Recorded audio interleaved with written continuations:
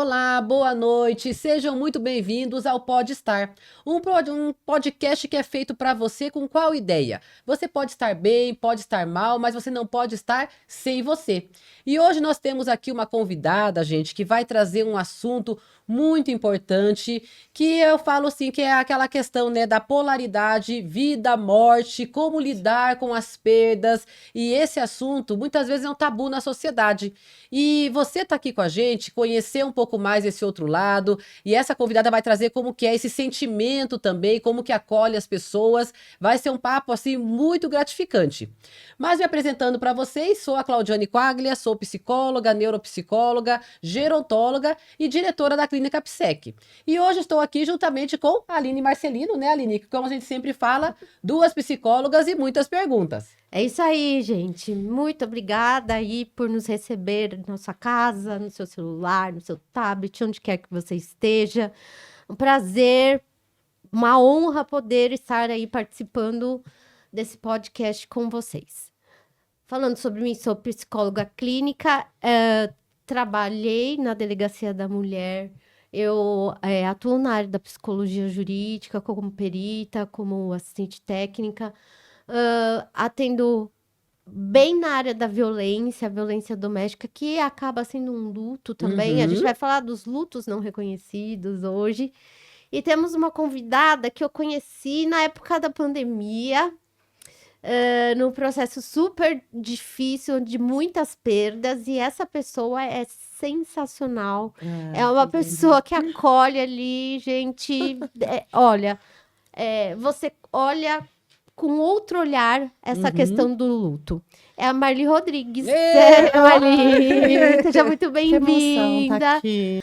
A Marli é graduada em pedagogia, pós-graduada em psicopedagogia, possui 30 anos de docência, sendo 10 anos no trabalho em contexto hospitalar como pedagoga e brinquedista hospitalar. Vocês já ouviram falar nisso? Vocês vão entender.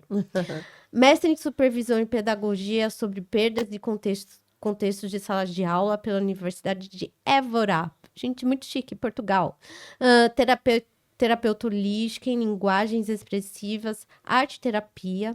Ela presta consultoria formada em perdas e lutos, morte e o morrer.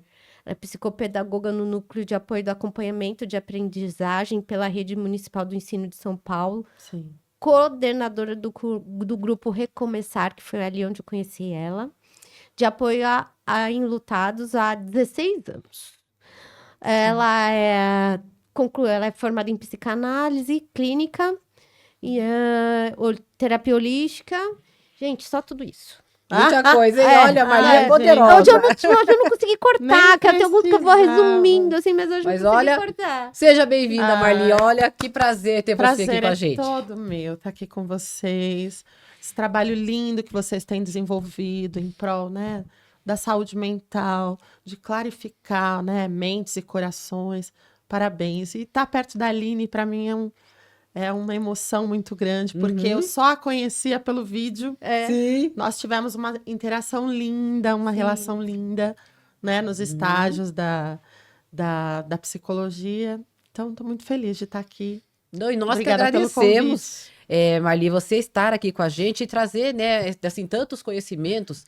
E como a gente estava conversando até nos bastidores aqui, Sim. um assunto que as pessoas evitam falar sobre perder, né, sobre vivenciar o processo de luto.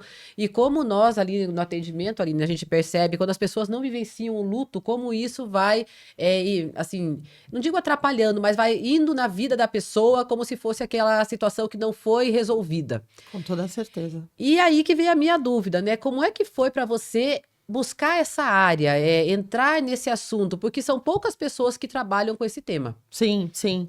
Olha, a vida, eu costumo dizer que ela vai me propondo, né, experiências. E foi assim, foi dessa forma. Eu já estava há um tempo na educação, acho que há 15 anos na educação eu estava. E aí eu tenho uma irmã que na ocasião trabalhava no Hospital das Clínicas e ela falou para mim que ia ter um concurso para trabalhar em brinquedoteca hospitalar. E eu sempre fui muito chorona, muito emotiva. Falei, isso não vai dar certo. Não vou prestar. Mas aí, sabe quando o coração pede? algo a mais, um sentido a mais de vida, né? E aí eu falei, vou fazer. E passei, e fiquei lá por 10 anos. Olha, Sim. Aí eu trabalhei no Instituto da Criança inicialmente, né? Com crianças com doenças crônicas raras, né? Eles chamam de terciárias. E aí fiquei por um tempo lá.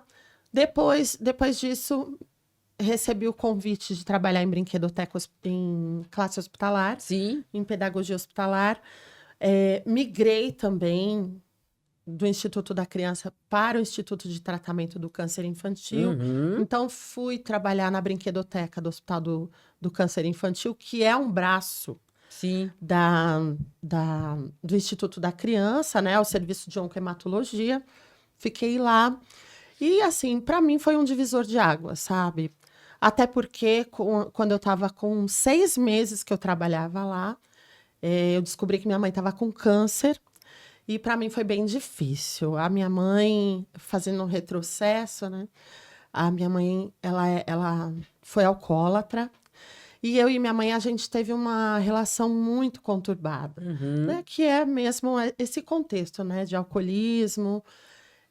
Eu lembro que, na ocasião, eu fazia magistério, já estava estudando para me formar em professora.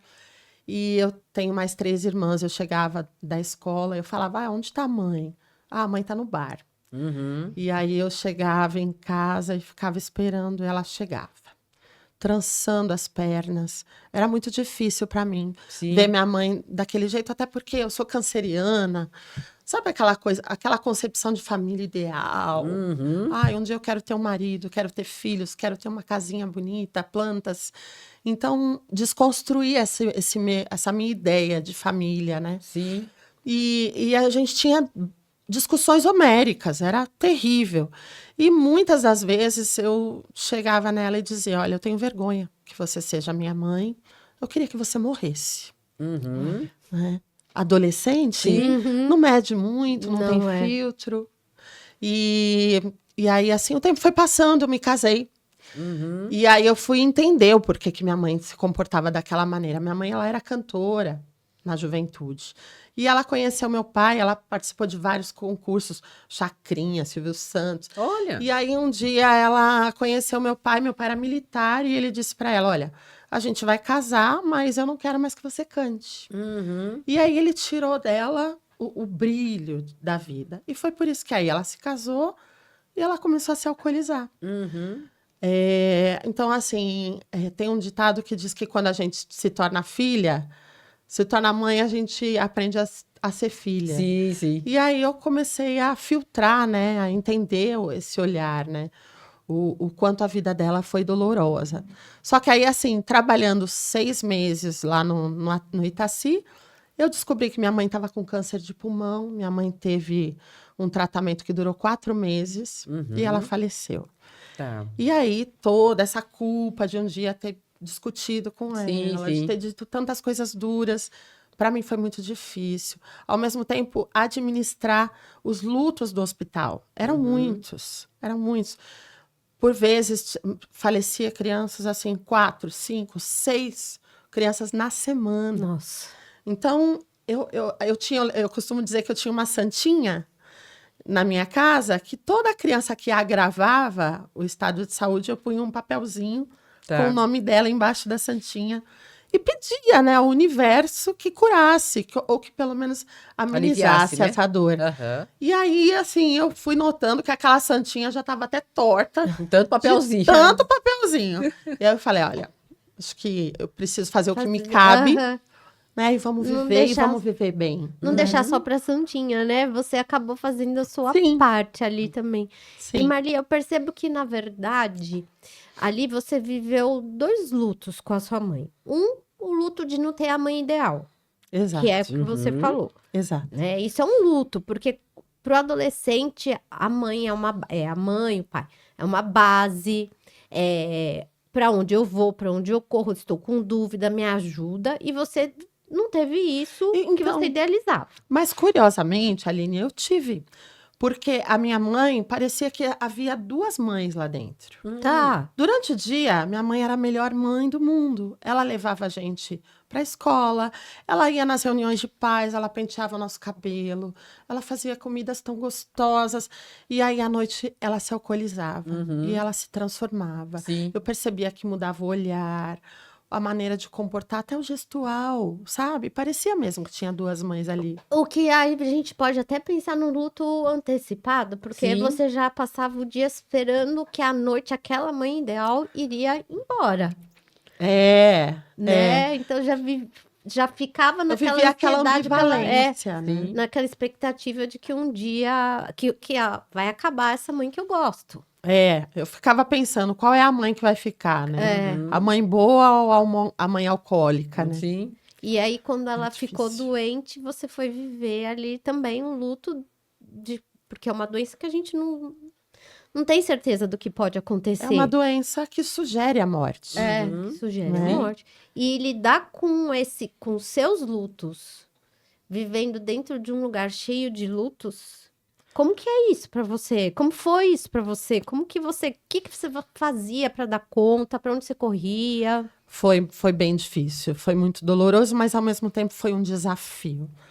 E foi, para mim, novamente eu digo, foi um divisor de águas, porque eu me reinventei, né? Eu perdi minha mãe e muitas vezes eu saía do hospital, da onde eu trabalhava, e ia ficar com a minha mãe no hospital. E aí, às vezes, eu voltava para o hospital e eu via aquela criança com sonda, e eu olhava, parecia que eu estava vendo a minha mãe de sonda, deitada na cama. Então, assim, foi muito difícil, né? Administrar tudo isso, administrar as perdas no hospital. Mas a gente foi construindo uma rede de apoio. E uma rede de afinidades até para vislumbrar algo, para mudar uma realidade. Porque lá no hospital a gente tinha duas psicólogas, uma na enfermaria e uma no ambulatório. Elas não tinham condições de administrar os lutos antecipatórios, aquelas mães que chegavam em mim e diziam assim, Marli, olha, o médico falou que o meu filho não vai mais viver, mas ele não morre. Sabe? Então era difícil ouvir isso. E aí eu falava, meu Deus, o que eu falo para essa mãe? Sim. Né? Ao mesmo tempo, quando vinha uma mãe e falava, olha, o meu filho morreu, eu agradeço, você foi muito boa para o meu filho. E aí ela dava um santinho, aí tinha foto, uma poesia. E a gente falava, o que a gente faz? Dá um abraço, dá um copo d'água, diz assim, olha, calma, você tem mais 3 filhos em casa. Né? Então, assim, dizer coisas, O que né, dizer para as pessoas equivocadas, nessa isso a hora, gente não tinha o direito. E aí, por isso que eu muito ousadamente, eu resolvi escrever um projeto. Eu era pedagoga adora planificar, né, ideias, teorias. E aí eu escrevi um projeto e fui me afinizando com pessoas. A gente precisa mudar essa realidade. Porque essas pessoas estão indo embora com as malas, depois de 2 anos hospitalizada, de 3 anos acompanhando um tratamento. E aí aquele ideal de cura não vinha. E aí eu falei, olha, a gente precisa resolver isso. A gente precisa pelo menos cuidar, né, para que esse ciclo se feche de uma maneira digna. E foi por isso que a gente se reuniu com profissionais e voluntários lá. Montamos um grupo de apoio ao luto. Nós ficamos inicialmente 2 anos em estudo só. Né? A gente se preparando, criando repertório, se instrumentalizando para isso. E o hospital abraçou a ideia, até porque o grupo de dor e cuidados paliativos também não tinha perna para cuidar de tudo isso. E aí o Recomeçar nasceu. Nasceu lindamente, inicialmente com mães enlutadas. Só que a gente já nasceu com uma fragilidade, porque a gente não tinha um lugar para fazer as nossas rodas presenciais. E a gente foi fazer lá no hospital. Só que muitas das mães não queriam voltar ao hospital que elas tinham perdido o filho. Imagino, Voltam as memórias, né? Sim, às vezes as mães subiam o elevador e as pernas bambeavam. E assim, pareceu que se atiravam no nosso colo. Eu não consigo voltar aqui. E elas queriam estar ali, porque elas precisavam falar da dor, da perda do filho. Sim. E aí a gente conseguiu um outro espaço que era próximo. Hoje é a Unibis Cultural, que é o nosso parceirão. E a gente faz lá, vamos fazer 10 anos que nós estamos lá, né? Hoje o Grupo Recomeçar, ele é uma realidade sedimentada, consolidada. A gente está caminhando para ser um instituto. Nós temos 16 psicólogos hoje, né? Nós temos 16 facilitadores. A gente faz um trabalho muito, muito bonito, muito digno. Sim. E é um trabalho de saúde mental imprescindível, que a cada dia que passa a gente entende o quanto isso é importante. Uhum. E a gente sabe que a morte, ela não é assistida, ela é negligenciada. Sim. Sim. Né? Parece que, assim, aqueles dias de licença que a gente recebe quando a gente perde alguém que ama. Que já tem um nome horroroso, né? Pois, né? Uhum. Então, acabou, então acaba o sofrimento. Você precisa voltar a trabalhar e, por favor, não chore. Já Sim. deu, né? Tá tudo Tipo, bem. já deu, né? Exato. Já deu. Então, e você trazendo isso, né? A gente vê assim a importância desse acolhimento, né? Que Sim. quantas pessoas passam por essas dores. E aí eu tenho uma dúvida assim com você, Marli. Em relação ao luto, Sim. eu vejo que tem dois passos, duas camadas, vamos dizer assim, muito difícil para lidar. E como que vocês trabalham lá, né? No Recomeçar. O luto por perder a pessoa física que estava ali, então vamos dizer, o filho, né, que já não está mais, não tem mais a pessoa. Mas também tem o luto daquilo que eu gostaria de ter vivido com aquela pessoa, que veio muito nas expectativas do que, assim, nossa, uma criança porque eu queria ter feito isso, queria ter feito aquilo. Eu falo que, eu não digo que é o luto imaginário, mas é aquele luto do que eu O que poderia projetava, acontecer. né? O que deveria, poderia. né? Porque é muito difícil ter aí, assim, perder a pessoa e perder esse sonho, esse projeto do queria viver com essa pessoa. Isso Exato. aparece muito lá também? Ah, com certeza. Porque quando a gente perde uma mãe, a minha mãe estava com 70 anos, digamos assim. E ela já teve um percurso de vida, construiu uma história, e é uma história que vai ser perpetuada. Você vai contar para os seus filhos, para os seus familiares. Só que assim, você perde um filho com 6 meses.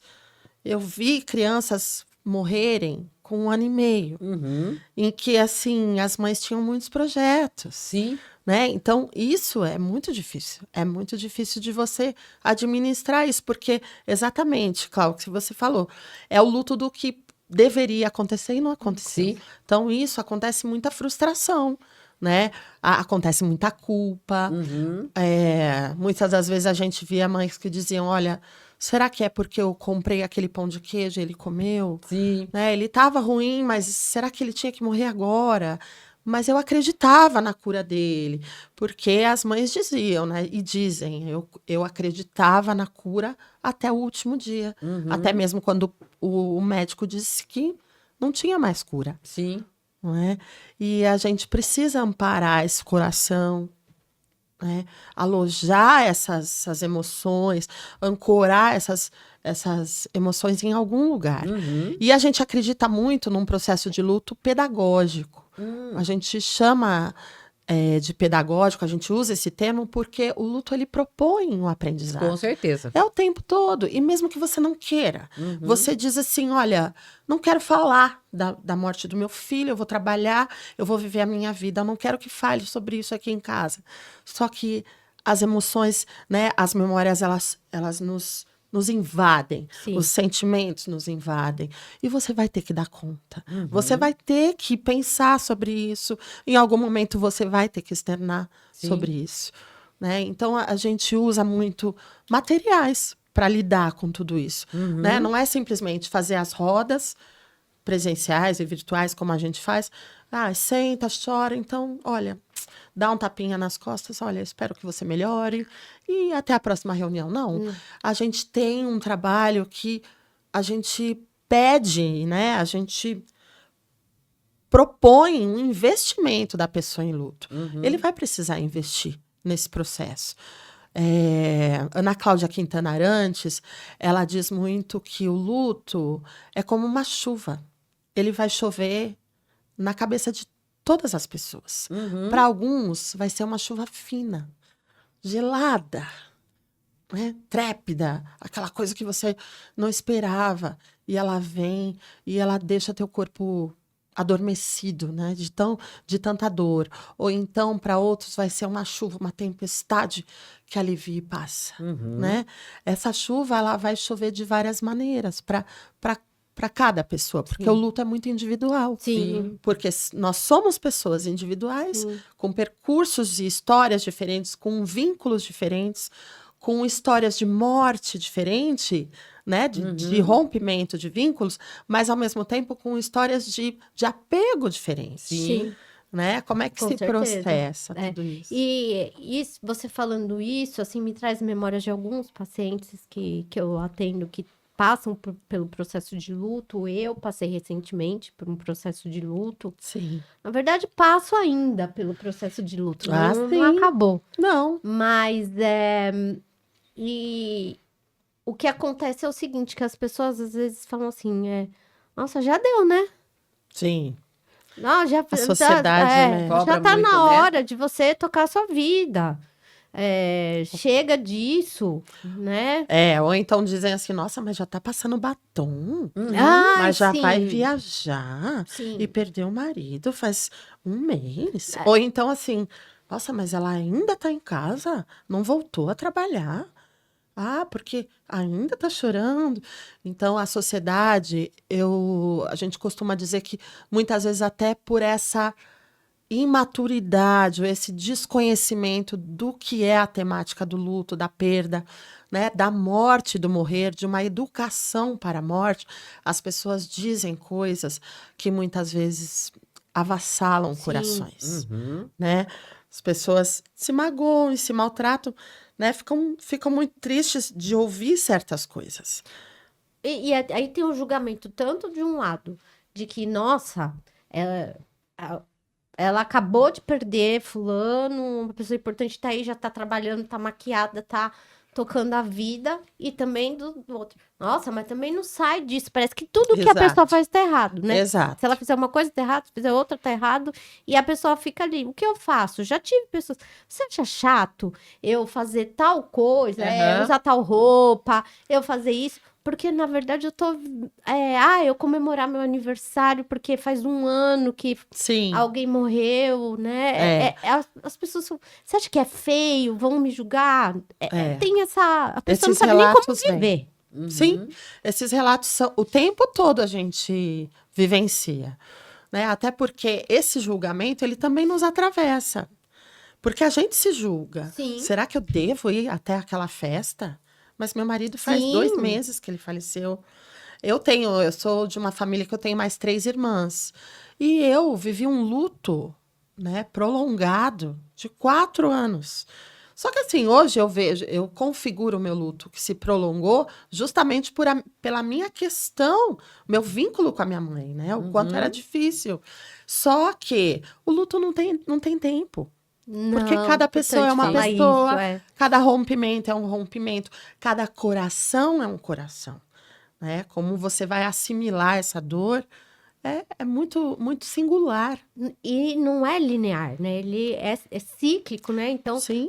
é porque faz parte da fase do luto, a raiva. Aí depois é a barganha. Depois, não, você pode ir e voltar nesse processo, Exato. As pessoas elas querem muito mensurar esse período, Dar nome à dar nome às dor. dores, né? E, Já sim. recebi muitos clientes meus assim em atendimento. Nossa, quanto tempo vai durar? Você, pelos estudos, quanto que tempo que a gente fica nesse sofrimento, né?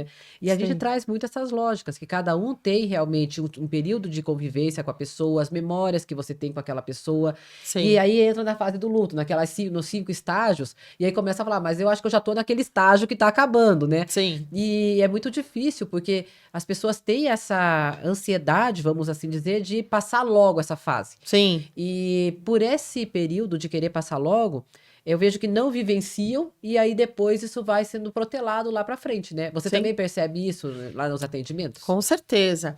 Até porque, assim, existem conceitos que são importantes da gente trazer. Elizabeth Kubler-Ross, que foi uma precursora na área do luto, ela difundiu essas fases do luto, né? Mas era uma coisa muito embrionária. E hoje as pesquisas do luto avançaram muito. Então, a gente entende o luto como um processo, né? Então, a gente fala, eu tô nessa fase. E é como a Aline disse, né? A gente vai e tem comportamentos que parecem uma aceitação, mas tem momentos que a gente vai para a raiva e fala, poxa, que Deus é esse que tirou minha mãe? Que Deus é esse que levou meu marido e eu com 4 filhos para criar?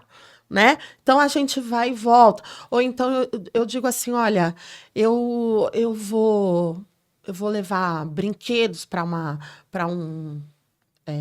creche, algum lugar assim, e eu quero que o criador, alguém, tire essa dor de mim, né? Então a gente fica o tempo todo barganhando também. Então Sim. o tempo todo a gente vai e volta, justamente por isso, porque o luto ele é como uma montanha-russa, né? As emoções, elas são muito instáveis no início e durante o processo, né? Até que as emoções elas vão se estabilizando, é um caminho árduo. A gente costuma dizer que a gente precisa ter paciência com a nossa dor, né? A gente diz muito para as pessoas em luto do grupo, tenha paciência com a sua dor. Aceite que ela venha, que ela te invada, que ela te jogue no chão e que você chore, né? E que você externe toda aquela tristeza, aquela revolta. Mas, assim, aquilo tudo é legítimo. Sim. Porque aquilo... a gente está falando sobre uma história de amor ou uma história que te acometeu, ou algo, uma história de vida que te atravessou e que foi significativo, para o bom ou para o ruim. Eu lembro de uma senhora que uma vez eu fui num centro de referência para idosos e ela disse assim para mim, Marli, quando meu marido faleceu, eu não chorei. Eu me senti aliviada. E eu falei, verdade? Ela falou, sim. Eu falei, tá bom. Ela falou, é que ele me batia demais. Né? Então, assim, são histórias de perda. Sim. E essas histórias se misturam também com as emoções. Mas tudo é muito legítimo. A gente também costuma dizer, a gente usa muito essas analogias. O luto é como uma ferida aberta, né? Só que só você vê. Essa dor, né? Essa ferida, ela tá ali, aberta, expurgando, né? Tudo aquilo, aquela dor, e provoca tanto incômodo. Mas, assim, a gente precisa, em algum momento, buscar recursos internos, né? E, consequentemente, externos também, né? Uma música, uma canção, um filme que você vai se ver naquela história, um livro, uma narrativa que vai te atravessar e vai contribuir para que você vá colocando remedinhos diários naquela ferida. Sim. E vai tentando elaborar, tentando transformar aquela perda em um aprendizado, né? Trazendo um significado maior. Sim. E ressignificar alguns processos, né? Porque não é tão simples assim ressignificar, mas vou fazer um relato pessoal aqui. Por favor. O meu primeiro dia dos pais. Eu sempre dei presente pro meu pai. Sempre foi assim, sempre. E eu buscava que era uma coisa que ele queria. E aí, com o meu primeiro dia dos pais, foi ano passado, eu não sabia. Eu falei, e agora? Eu queria dar um presente pro meu pai. E o que eu faço? Aí eu pensei em comprar e levar no cemitério. Eu falei assim, ai, não, vai ser muito pesado. Não, vai ser horrível isso pra mim, né? Aí eu falei, tá, vou comprar pro meu irmão. Mas não fazia sentido pra mim. Aí eu falei, assim, já sei o que eu vou fazer. Eu falei, eu comprei, eu levei meus filhos, falei assim, eu sou separada, né? Eu levei meus filhos e falei, ó, vai lá, compra alguma coisa pra vocês darem pro pai de vocês. Aí aquilo fez sentido pra mim. Eu peguei, é como se eu estivesse dando pro meu pai, já que eu não posso dar pro meu pai, meus filhos vão dar pro pai deles. Sim. E aquilo fez sentido pra mim. Lógico que eu gostaria de ter dado pro meu pai, né? Não é isso. Mas eu criei uma maneira de ressignificar de alguma maneira. E me fez tão bem, ele não tem ideia que eu que dei, que eu que comprei. Eu falei, vocês contaram pra ele? Eles falaram, não, era pra contar. Eu falei, não precisa contar. Sim. E aquilo fez sentido pra mim. Então, acho que assim... Que bom.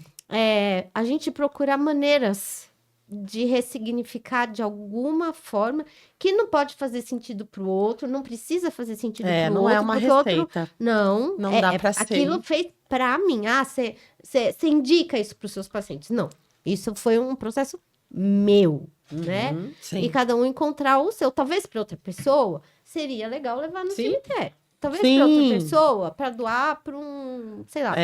Mas para mim fez esse sentido, né? Sim. E a gente, só que para isso a gente tem que se permitir sentir a dor que a gente está sentindo, não Exato. fugir. É um caminho. É um Uhum. caminho a seguir. Né? É um caminho de entendimento do que é a perda, do que é esse realocar esse amor. O que eu vou fazer com esse amor? O que eu vou fazer com aquela cama de casal? Né? Sim. Então eu vou pôr uma estante de livro. Ele gostava tanto de ler, eu vou pôr os livros que ele gostava. Eu vou pôr uma poltrona e vai ser o meu momento de conexão com ele. Eu lembro que minha mãe, ela fazia rabada com polenta. Uhum. E era a melhor rabada do mundo. Uhum. E eu sempre adorei rabada. E a minha mãe, quase 10 anos, eu nunca mais comi rabada. E eu falava, nossa, o que eu faço? Né? E aquela vontade. Aí, acho que há uns 3 anos atrás, e olha, isso demorou. Eu perdi a minha mãe faz 16 anos. Uhum. E eu falei, quer saber? Eu vou fazer rabada no Dia das Mães. Olha o menu, né? Mas Fazer fazia rabada. sentido no dia das mães. Mas assim, eu fiz a rabada pra mim. E eu falei, mãe, esse vai ser o meu momento de homenagem pra você. Lógico que não saiu igual a rabada da minha mãe. Mas eu fiz e eu saborei.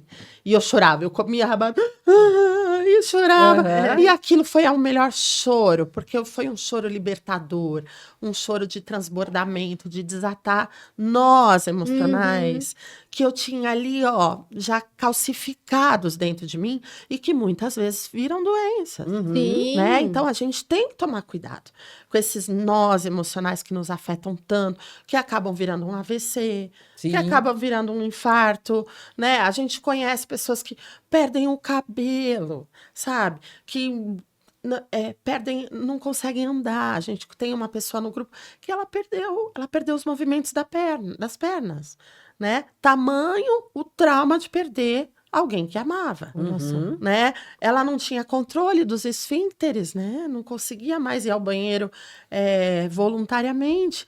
Teve que usar fralda, passou a usar fralda. Então, assim, o luto, ele não pode ser negligenciado. Sim. Nós vivemos numa sociedade que a gente não está acostumado a perder. A gente não foi criado para perder. Sim.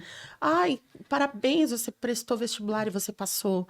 Parabéns, você comprou um carro. Parabéns, você cortou o cabelo. Ai, que coisa linda. Sabe, só fala sobre os ganhos e as perdas. As perdas, elas nos transformam, né?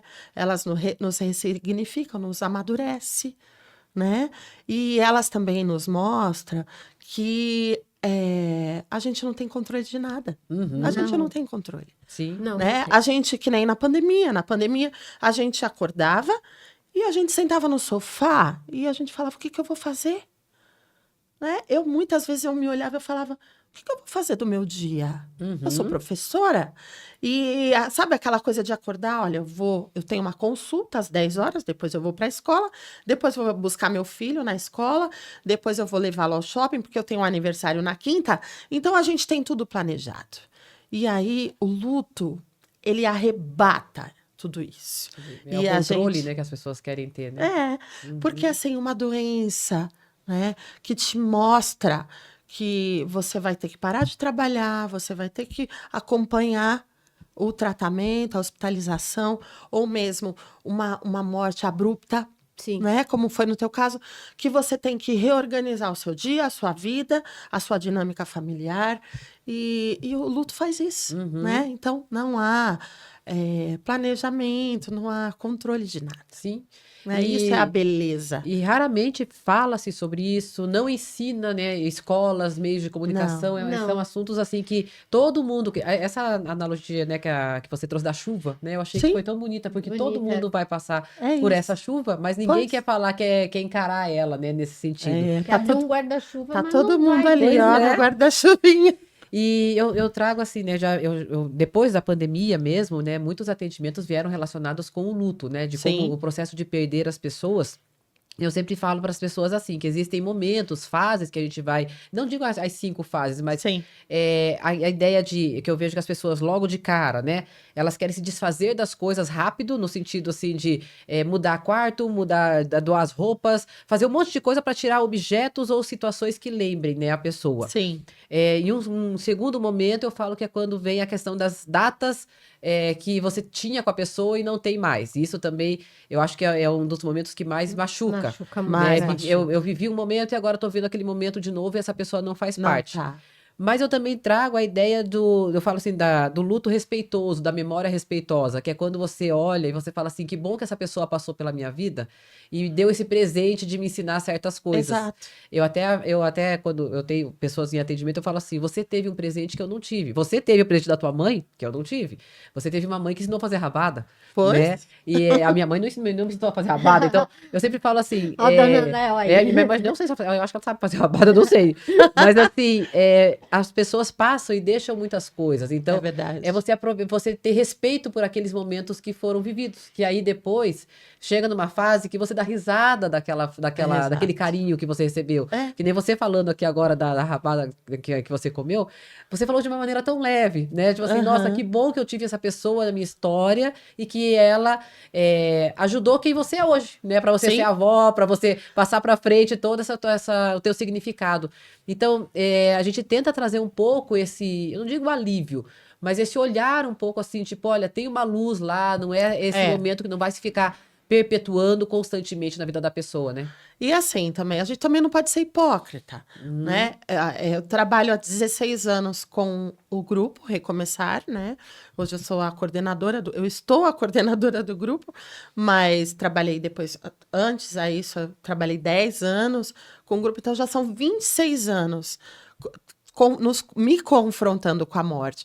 Só que assim, isso não é passaporte, não é pré-requisito para eu ter um luto, ok, perdi um Todo mundo tem essa filho, Não, pergunta, tá é. tudo Nossa, ela bem. vai vir, Lógico que né? não, Aham. né? Vai tirar de letra. Sim, porque a vida ela é feita de construções de vínculos, né? Uhum. Então, perder esses vínculos, eles sabe, nos jogam no chão, nos vira do avesso.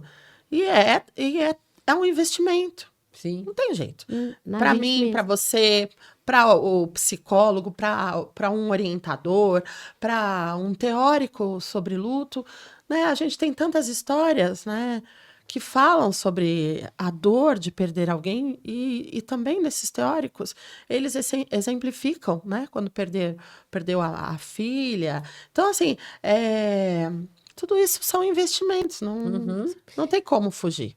Ô, Marli, mas tem uma questão também que eu recebo bastante em consultório e que se fala pouquíssimo, que é faz parte dos lutos não reconhecidos. Sim, Os lutos não reconhecidos, o que que são lutos não reconhecidos? Para quem não sabe, né? Ah, perdi um emprego, aposentei, pra gente, tem gente que Uhum. é. A sim, morte de um pet. As pessoas não reconhecem como luto, mas é um luto. sim. Então, perdi um pet, e as pessoas falam assim: compra outro. Ai, vai chorar por Ah, causa perdi um do, cachorro, de né? um gato. É, Não, você perdeu o emprego lá, daqui a pouco você arruma outro. Aposentou. Ai, queria eu estar no seu Aham. lugar, né? E as pessoas, acho que eu recebo muito essas queixas de quanto isso dói, quanto isso sim, machuca. sim. Era só um cachorro, era só um emprego, daqui a Era pouco só o você. Fusquinha. É Ai, um casamento que acabou. Uhum. Que você, daqui a pouco um namoro que acabou, daqui a pouco você exato. já tá em outra e tal, né? Você recebe bastante gente com essa dor também, com esse tipo? Como Com que é? O que certeza. que você ouve sobre isso? Então, o curioso é que às vezes as pessoas nos procuram para um luto. Ai, o meu pai faleceu. Só que aí você vai olhar, ele está desempregado, ele teve que mudar de cidade. Ah, eu gostava tanto da onde eu morava. Eu tinha uma amiga lá que ela era tão importante para mim, né? Então, assim, questões, né? Perdas simbólicas que também nos atravessa, Uhum. né? O luto, ele não é não diz respeito só a um luto físico, Não. né? E a gente precisa considerar, legitimar essas perdas, Sim. né? E, ao mesmo tempo, até falar em algo maior, na educação para a morte. Que nem eu fiz mestrado na área de perdas em contexto de sala de aula. Eu sou pedagoga de profissão, né? Uhum. Professora. Então, eu via, aquele menino chegou na escola com uma corrente, e aí ele pegava a corrente, ficava girando a corrente. Falava, onde você vai com essa corrente? Você vai machucar alguém. Aí ele punha a corrente de novo e ficava pondo a mão assim, todo orgulhoso. Aí eu falei, de quem que é essa corrente? Aí ele, é minha, é minha. E aí eu, preocupado, falei, ele vai machucar alguém. Aí Uhum. na hora de ir embora, eu falei, guarda a corrente, porque você vai machucar alguém, você vai machucar alguém. Ai, não, eu não vou machucar. Eu falei, tá bom. A mãe veio buscá-lo. Falei, mãe, não deixa ele vir com essas correntes. Eu tenho medo dele machucar alguém, dele se machucar. E aí ela disse, me desculpa, mas ele veio com a corrente porque essa corrente é do pai. O pai ele tá preso. E aí, quando ele foi preso, ele falou, filho, cuida da minha corrente. E aí é a maneira que ele tem de se conectar com esse amor, né? Então, assim, a sociedade, a gente precisa pôr reparo nas Sim. dores do outro, porque a gente julga, a gente se antecipa e a gente não reconhece, né? Esses lutos, essas dores humanas que não têm idade para Uhum. acontecer, né? Então, a gente precisa mesmo. Eu acho que é algo muito maior, é a educação para a morte. É a gente falar sobre perder e sobre Uhum. ganhar, né? Mas é muito mais falar sobre que a morte é algo que vai acontecer, né? É Sim. como a chuva A mesmo. chuva que vai cair. Pois, a morte ela tá aí para a gente poder administrá-la, para vivenciá-la e muito mais, sobretudo para nos ensinar. Uhum. Há pessoas que vão ter aquela cicatriz depois daquela ferida aberta, aquela, muitas vezes, a cicatriz, ou uma cicatriz bem, bem pequenininha, que quase imperceptível, ou às vezes uma cicatriz profunda, né? Que você fala, nossa, o que foi que aconteceu ali? Que ele tem Uhum. aquela cicatriz, né? E aí o luto faz isso. Cada um Sim. vai ter a sua cicatriz e vai ter uma história para contar daquela cicatriz. Uhum. E aí eu percebo, né, Marli, por Sim. exemplo, no contexto familiar, muitas vezes as crianças não entendendo o que está acontecendo, e aí até vou compartilhar que eu criei uma fala com as crianças para poder ajudar eles nesse sentido de luto, né? Que Boa. por exemplo, eu recebi uma criança lá em que o vô faleceu e não entendia o que estava acontecendo. E ele falava assim: meu pai não para de chorar, mas todo mundo só chora na minha casa. E eu não choro mais. Ele trazia isso para mim. Aí eu até fiz uma analogia falando assim para ele. Falei, olha, vamos pensar que cada pessoa da casa tem uma garrafa de água. A vovó, que viveu muito tempo com o vovô, tem um galão daqueles de filtro gigante, bem grandão.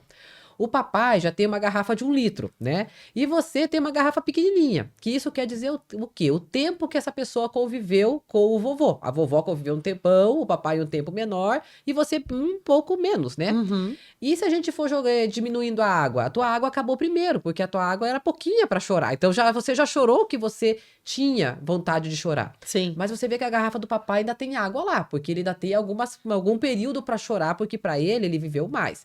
E a vovó falou, nossa, mas a vovó vai chorar muito ainda. Eu falei, provavelmente ela ainda vai ter essa dor, porque ela conheceu o vovô, eles eram bem novinhos, eles tinham 16 anos, né? E daí a criança começou a entender, tanto que a criança fez comigo assim, o desenho da garrafa da água, né? Para poder entender também, assim, o sofrimento do outro, porque a Sim. criança, ela fica muito angustiada, muitas vezes, de ver, quando tem um processo de luto na família, ela tem uma ressignificação diferenciada, o Sim. luto infantil não é igual ao luto adulto, né? Então, muitas vezes a criança passa por aquele momento, ela vai manifestar esse luto depois de 2, 3 meses, numa questão de insônias constantes, numa questão de fazer xixi na cama, pesadelo, só que depois que passa um bom tempo do Sim. período que aconteceu, né? Sim. E a dúvida que ficava era era essa, assim, será que a minha família vai ficar sempre triste, chorando todo dia? E aí eu fiz essa analogia das garrafas de água pra pessoa entender um É um pouquinho, né? recurso, Clau, é um recurso. Eu acho que, assim, dependendo da idade, a gente pode usar o concreto, Sim. né? De recursos concretos para poder ilustrar essa perda. Só que, assim, a gente não pode esquecer, a gente tem esse direito, olha, o avô morreu. O avô morreu e ele ia comprar pão com aquela criança toda manhã. Ele passeava, ele fazia o barulho da chave, né? E ele deixava pegar a chave quando chegava em casa. E assim, ele tinha um vínculo muito forte com aquela criança. E aí a gente diz assim: não vamos falar. Não vamos falar porque aí ele esquece. E não é assim, Sim. né? A gente não está dando o direito daquela criança fazer esse rompimento, né? Esse rompimento da presença física. Mas aquela história, ela vai ser perpetuada. E ele precisa colocar em algum lugar aquela dor, né? E a gente precisa dar voz, dar vez e voz para ele. Porque é criança, não tem que falar? Não, tem que falar sim. Se não quiser falar, ok. Mas vamos desenhar. Hoje você está com saudade do vovô? O que você queria dizer para ele? Você pode usar até esses recursos que a gente tem hoje. Quer mandar um áudio pro vovô? Aí a gente solta no ar e a gente deixa que esse áudio alguém ouça. Será que o vovô vai ouvir? Joga essas respostas, essas perguntas para ele, porque muitas das vezes eles nos trazem essas respostas, né? Porque cada criança, na sua fase do desenvolvimento, ela vai ter um repertório de entendimento. Então, a gente é muito vaidoso de achar que a gente tem uma receita de bolo para deixar a criança legal. E não é assim. Levar para brincar, comprar brinquedo. Isso É, não preenche. sabe? Barganhando. Então, olha, eu vou te dar uma boneca, você para de chorar? E não é assim, né?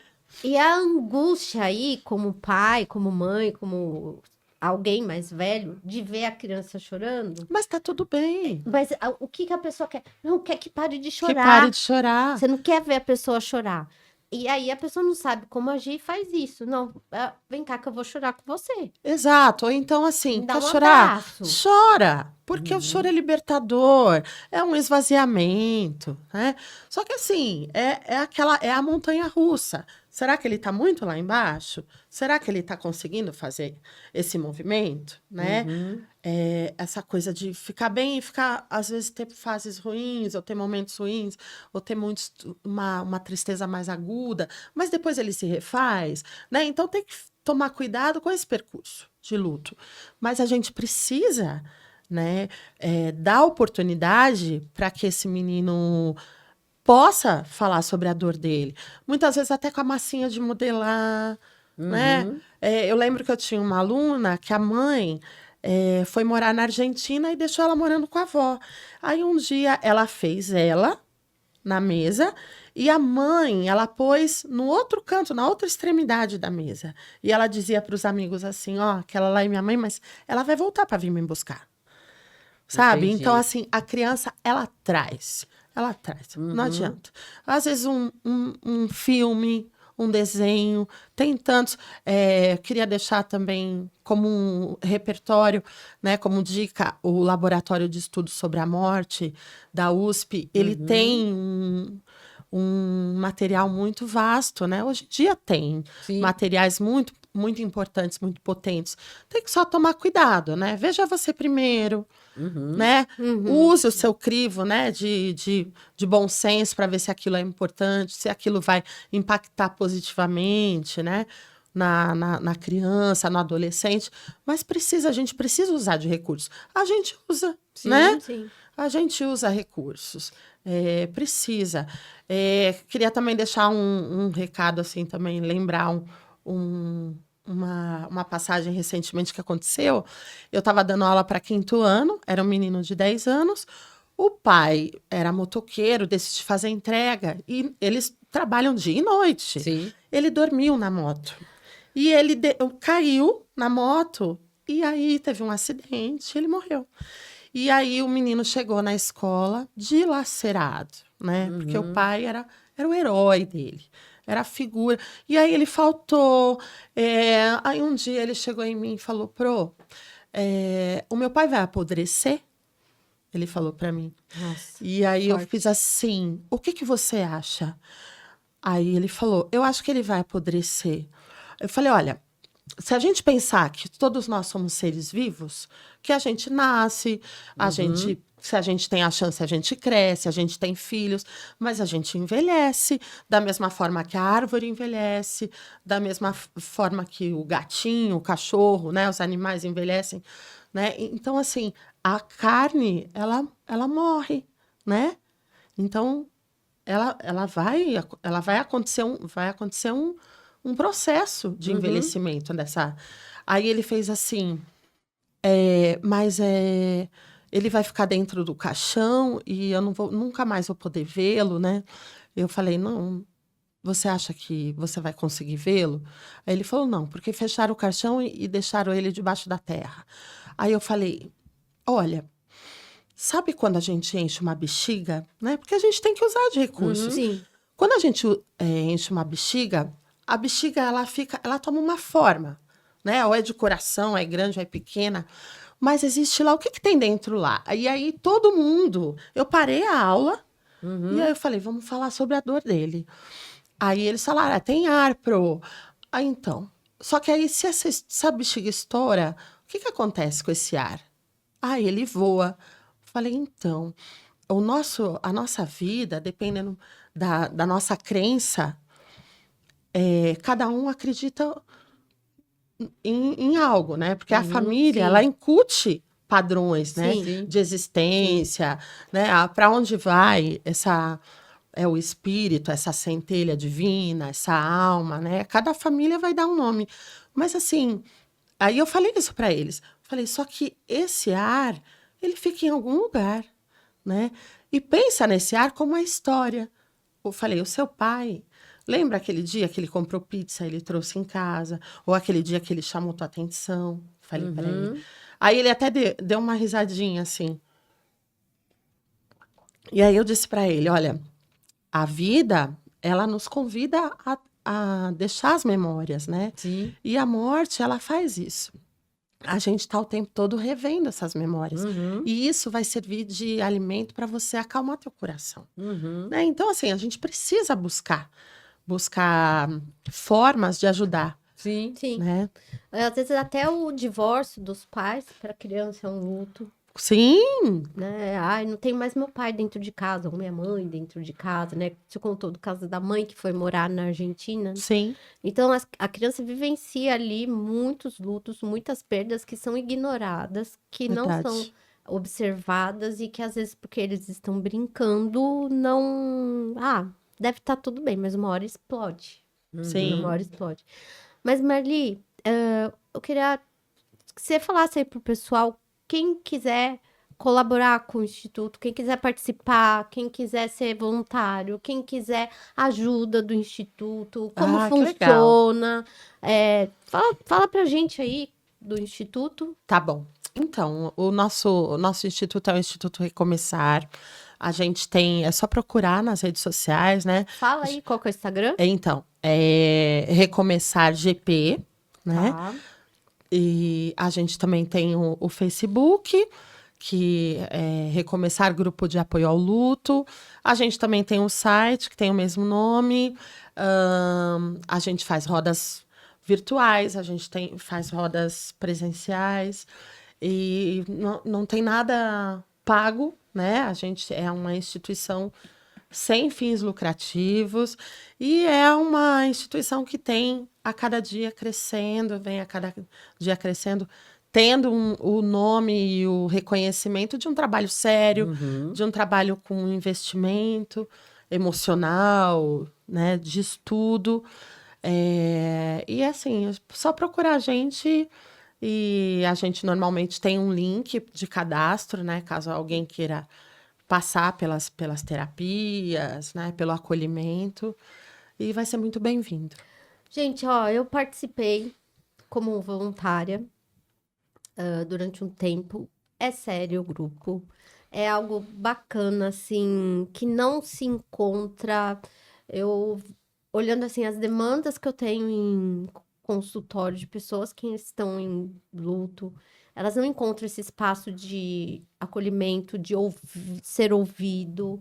Lá é sério. Eu tô falando assim, eu indico porque é sério. Eu já passei ali como voluntária, mas acabei vivenciando até como enlutada ali do meu Foi. avô pai. A gente já chorei muito com a Marli também, ali no grupo. É um Que trabalho bom, muito né? bonito, sério e que vale a pena ali. Já indiquei para pessoas, para pacientes, então eu indico porque é algo assim que a pessoa tá muito sozinha no momento do luto, né? Porque por Sim. mais que assim, ai, tenho família, tenho tudo, mas aquela hora que a gente deita na cama que não tem mais para ninguém para correr, É. né? Ter essa rede de apoio assim, essa assistência faz toda a diferença. Faz toda a diferença. É, é algo que a gente precisa estar pensando, falando, né, para poder assimilar tudo isso, que é essa dor, mas ao mesmo tempo entender que o luto é uma realidade Sim. e que a gente vai, de alguma forma, a gente vai ter que dar conta daquilo, Sim. né? Em menor tempo, em maior tempo, é, uma linha reta ou às vezes muito sinuosa, numa estrada de pedra e de barro, mas a gente vai dar conta e que bom que existem hoje. A cada dia tem aparecido mais grupos de apoio ao luto, que isso, de repente, eu tenho um sonho que isso se transforme num trabalho mesmo de saúde pública, num Sim. trabalho oferecido pelo SUS, né? Porque a gente entende que tem até uma brincadeira que a gente fala, hashtag somos todos enlutados, Uhum. né? Então, todo mundo é atravessado por um luto, tanto físico ou simbólico. Então, a gente ter espaços para cuidar disso, para ser olhado, né? E para aprender com tudo isso é importante. Uhum.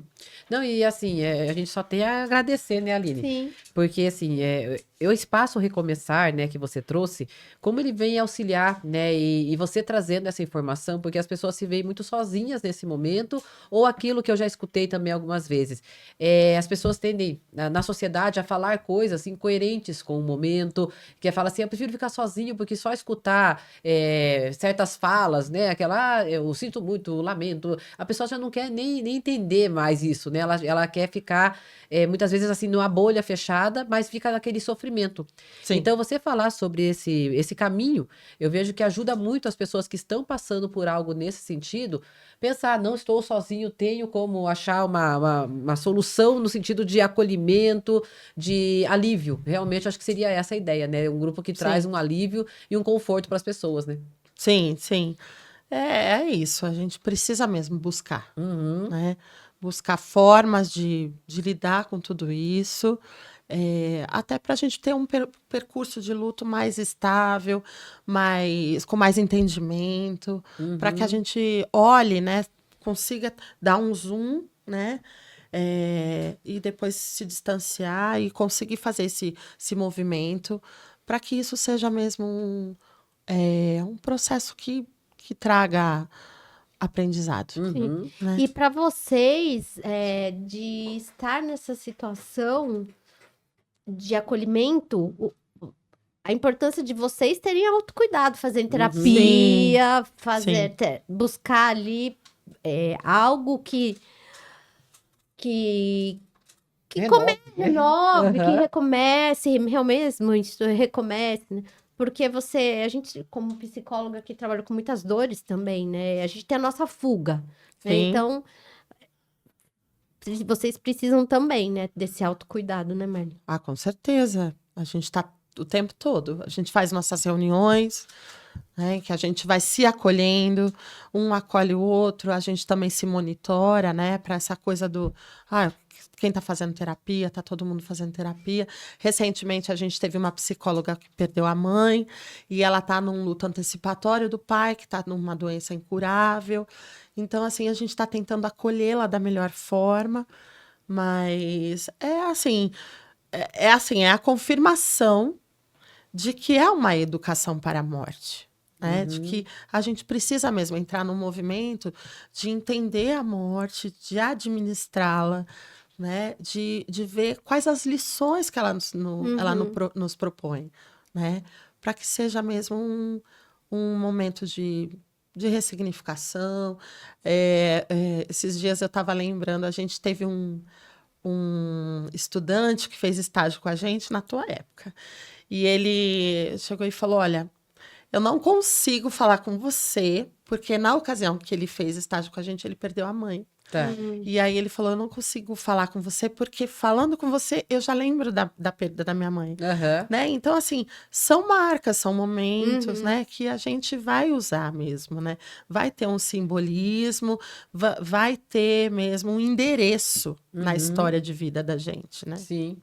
Entendi. Nossa, que bom, né, que ela trouxe todas essas informações, porém o Ai, nosso horário aqui já tá indo que pra pena. frente.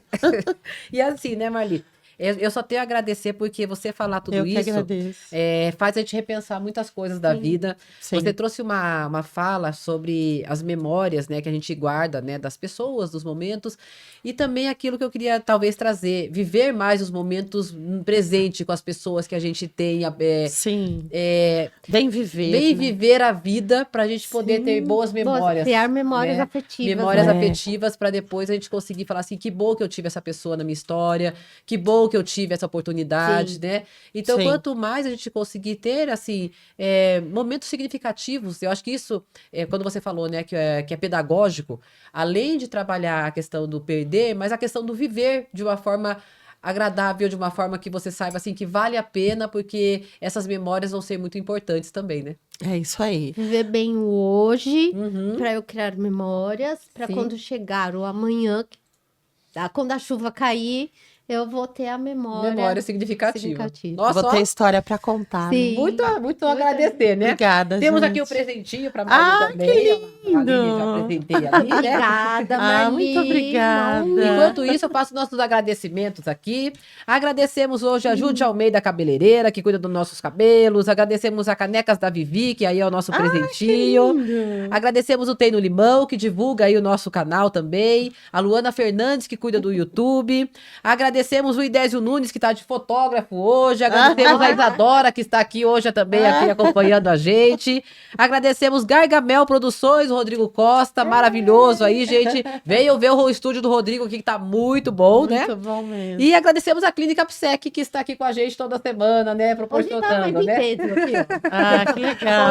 Hoje ficou assim, e assim, eu acho que cada assunto, né, o pessoal da clínica que acompanha, o pessoal, né, do Podstar como um todo, como agrega, né, a nossa... Sim. Hoje eu tive realmente uma aula que, assim, que só tenho a agradecer, realmente, né? Olha, que gostoso. É bonito, né? Aham. É bonito. Gratidão, gente. Então, Obrigada, ó, agradecemos. Marli. Vamos fazer o nosso brindezinho final aqui. Aê! Aí, ó, aqui, ó. Ê!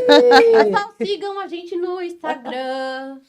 Ative os sininhos de Sim. notificação no Sigam YouTube. Recomeçar também. É, ó, Sigam recomeçar. Sigam Clínica. a PSEC. A clínica. Sigam a Marli, a Aline, A Claudiane, vamos que o vamos. Rodrigo. Gargamel Produções, vamos lá, Obrigada. né? Obrigada, pessoal. Até a próxima semana, viu? Até a próxima. Tchau, tchau.